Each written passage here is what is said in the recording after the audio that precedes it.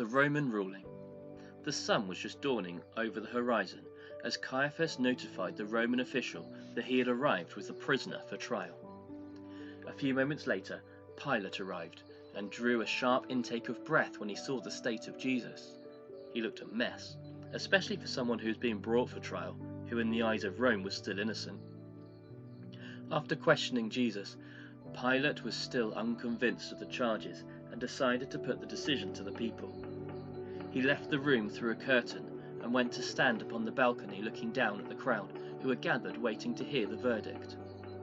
As Jesus was pushed through too, there was a chorus of boos, sneers and jeers as the people saw him.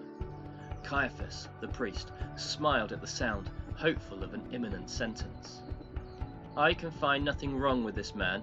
It is my opinion that he is innocent and should be released without charge," Pilate said.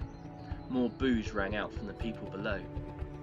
"Therefore, in keeping with the tradition of your Freedom Festival, I propose to release Jesus to you." "We don't want him!" the people shouted back. "Crucify him!" Pilate was now very worried. He turned and spoke to the guards. "Quickly, go down to the dungeons and bring the worst criminal you can find. Someone the people hate. A fraudster, a murderer, a rapist, I don't care who they are or what they've done. The worse the better." "I know just the man," the guard replied as he rushed off. After an awkward few moments, the guard arrived back with another prisoner, with a dishevelled and crazed look on his face. Barabbas was currently serving a prison sentence for committing murder during a riot in the city. Before that, he was a well-known, but not well-liked, lone terrorist. He had no real political or religious affiliations. He would hassle and harass both Romans and Jews. He was unusually strong, and would spend all his time constantly talking to some invisible demon in his head, often bashing his head in the walls and using sharp stones to cut his face, arms and legs, leaving his body covered in ugly scars. He stood there on Pilate's right-hand side, whilst Jesus stood to his left. To the onlookers below, the visual appearance of the two captives weren't much different, except one was covered in old wounds, and the other's cuts were still open and sore. Pilate raised his hand, beckoning silence to the muttering crowd. They knew what was coming. A choice. No way did they want the murderer released, but they also didn't want to anger the priests, the teachers and the judges who had corralled them into the presence. "Which man do you want then?" Pilate asked. "The innocent king, or the manic murderer who threatens you and your children's safety?"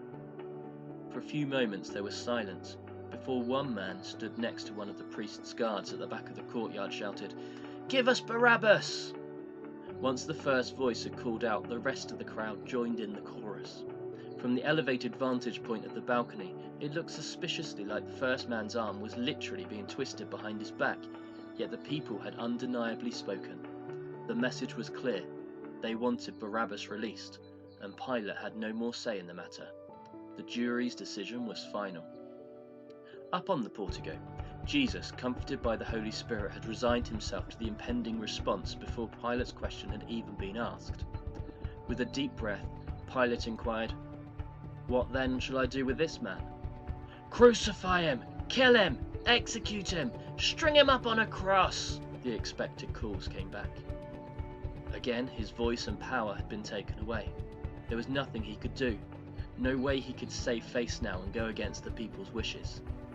Feeling powerless, Pilate turned to a bowl of water and dramatically washed his hands in an attempt to symbolically remove Jesus' blood and his own guilt, before turning to the guard and ushering Jesus off to be flogged and crucified.